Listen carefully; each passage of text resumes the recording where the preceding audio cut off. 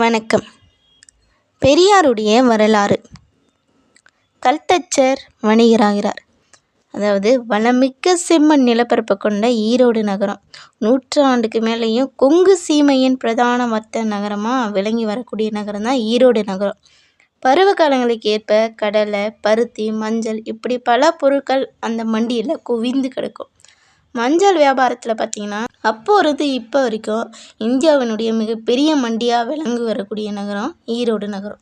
வெறும் 12 வயது சிறுவன் கூலி வேலை செஞ்சு வாழக்கூடிய நிலை.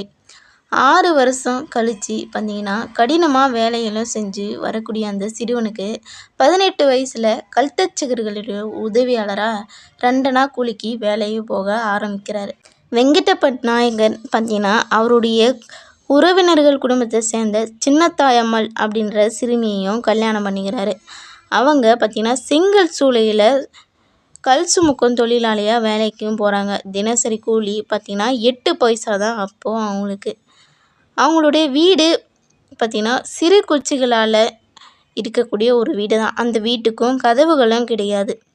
கணவனும் மனைவியும் வாயை கட்டி கஷ்டப்பட்டு உழைத்த சில ரூபாய்களை பார்த்திங்கன்னா சேர்த்தும் வைக்கிறாங்க. அவங்க சேர்த்து வச்ச பணத்தை வச்சு வெங்கடப்ப நாயக்கர் ஒரு வண்டி மாடும் வாங்கி வாடகைக்கும் ஓட்ட ஆரம்பிக்கிறாரு.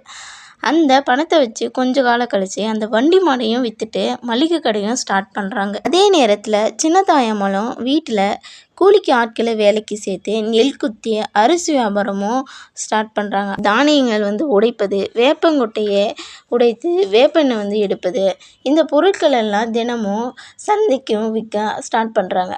இந்த வியாபாரத்தில் கிடைக்கும் பணம் வெங்கடப்ப நாயக்கருடைய வியாபாரத்துக்கும் உதவி. கணவன் மனைவியுடைய பெரும் உழைப்பால் ஈரோடு நகரத்தின் ஒரு பிரபலமான வியாபாரியாக வெங்கடப்ப நாயக்கர் உருவாகிறாரு. அந்த காலத்தில் பார்த்திங்கன்னா பணத்தை சேமித்து வைக்க வங்கி கிடையாது. அதனால் தனக்கு நம்பிக்கைக்குரிய ஒருத்தர்கிட்ட பணத்தை சேமித்து எல்லாரும் வைப்பாங்க. அப்படி தான் வெங்கடப்ப நாயக்கர்கிட்ட எல்லாரும் பணம் கொடுக்க ஆரம்பிக்கிறாங்க. இந்த பணத்தை வச்சு வெங்கடப்ப நாயக்கர் தன்னுடைய வியாபாரத்தை செல்வம் அதிகரிக்க நாயக்கர் தம்பதியின் கடவுள் பக்தியும் பல மடங்கு பெருகவும் ஆரம்பிக்குது. ஏழை எளியோருக்கு உதவி, கோவில் திருப்பணி என்று பணம் தாராளமாக செலவிடப்படுறாங்க. பழம் பழுத்த மரங்களை நாடி வர பறவைகளை போல புலவர்களும் புராண கதைகளை கூறும் அதாவது பாகவத்தர்கள் அப்படின்னு அந்த காலத்தில் சொல்லுவாங்க. அதாவது கதைகளை கூறுபவர்களும் நாயக்கர் வீட்டை தேடி வர ஆரம்பிக்கிறாங்க. ஆனாலும் நாயக்கருக்கு ஒரு பெரிய மனக்குறை இருந்திருக்கு. என்னன்னு பார்க்குறீங்களா? அவருடைய 2 பிள்ளைகள் அதாவது சின்ன வயசுல அவங்க இறந்து போயிடுறாங்க. அதுக்கப்புறம் பார்த்திங்கன்னா 10 ஆண்டுகளாக அவங்களுக்கு குழந்தையே கிடையாது. அதுக்கு பிறகு 10 வருஷம் கழித்து அவங்களுக்கு 1877ஆம் ஆண்டு செப்டம்பர் மாதத்தில் சின்னத்தாயம்மாள் ஒரு ஆண் மகனை பெற்றெடுக்கிறாங்க. 2 ஆண்டுகள் கழித்து 1879ஆம் ஆண்டு செப்டம்பர் மாதம் 17ஆம் தேதி மற்றொரு ஆண் மகனையும் பெற்றெடுக்கிறாங்க. நாயக்கருடைய தம்பதி அடைந்த மகிழ்ச்சிக்கு அளவே இல்லை அப்படின்னு தான் சொல்லணும். ஏன்னா வெங்கடாச்சலபதி அளித்த கருணை அப்படின்னு சொல்லிட்டு பூஜை புனஸ்காரங்கள் இப்படின்ட்டு பல மடங்கு அதிகரிக்கவும் ஆரம்பிக்குது.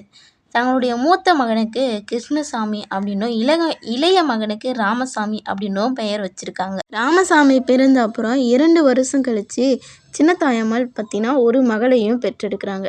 அதுக்கப்புறம் 10 ஆண்டு பிறகு மற்றொரு மகளையும் பெற்றெடுக்கிறாங்க.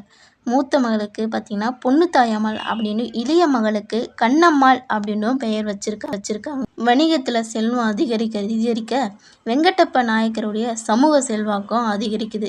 அவருடைய நேர்மையான குணம், எளிமையான தோற்றம் இதெல்லாம் பார்த்திங்கன்னா அவருக்கு பெரும் மதிப்பை தேடி தருது. நாயக்கர் அப்படின்னாலே வெங்கடப்ப நாயக்கர் என்று நினைக்கும் அளவிற்கு ஈரோடு, கோயம்புத்தூர் பகுதியில் அவருடைய பெயர் பார்த்திங்கன்னா பிரபலமாகவே இருந்திருக்கு. வெங்கடப்ப நாயக்கருக்கு ஒரு சிற்றனை இருந்திருக்காங்க. சிற்றனை அப்படின்னா அவங்களுடைய சின்ன மாமியார். அவங்களுக்கு பார்த்திங்கன்னா குழந்தையே கிடையாது. அதனால் வெங்கடப்ப நாயக்கருடைய ஒரு பிள்ளையை தான் தத்தெடுத்து வளர்க்குறேன் அப்படின்னு சொல்லிட்டு இளைய மகனான ராமசாமியை தத்து பிள்ளையாக தரும்படி மிகவும் வற்புறுத்தி கேட்டிருக்காங்க. இளைய மாமியாருடைய வேண்டுகோளை அவரால் நிராகரிக்கவும் முடியவில்லை. ஆனாலும் அவருடைய வீட்டிலே வளர்த்தோம் அப்படின்னு சொல்லிட்டு விட்டுடுறாங்க. ராமசாமி சின்ன வயசுலேருந்தே பாட்டி வீட்டில் தான் வளர ஆரம்பிக்கிறாங்க. ஆட்டுப்பால் குடித்து தான் வளரவும் ஆரம்பிக்கிறாங்க. பாட்டிக்கு ஒரு பிள்ளை வளர்க்க வேணும் அப்படின்ற ஆசை இருந்தனால அதற்குரிய வசதியும் அவங்கக்கிட்ட இல்லை. ஏழ்மையான நிலை. தனது பேரனுக்கு ருசியான உணவு அளிக்கணும் அப்படின்ட்டு ஆசைப்பட்றாங்க. பெரும்பாலும் பார்த்திங்கன்னா பழைய சோறு பழைய குழம்பு தான் டெய்லியும் அவங்க வீட்டில் இருக்கும். ஆனாலும் எந்நேரமும் விளையாட்டு கையுமா தான் ராமசாமி இருந்திருக்காரு. சாப்பிடுவதற்கு எதான கிடைக்குமா அப்படின்ற அழிந்து கொண்டு தான் அவர் எப்போவுமே இருப்பாராம்.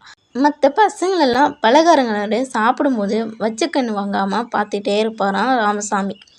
சில சமயங்களில் பார்த்திங்கன்னா தெருவில் பட்டாணி கடலை கிடந்தா கூட கூசாமல் பொறுக்கி சாப்பிட்ருவாராம் ராமசாமி.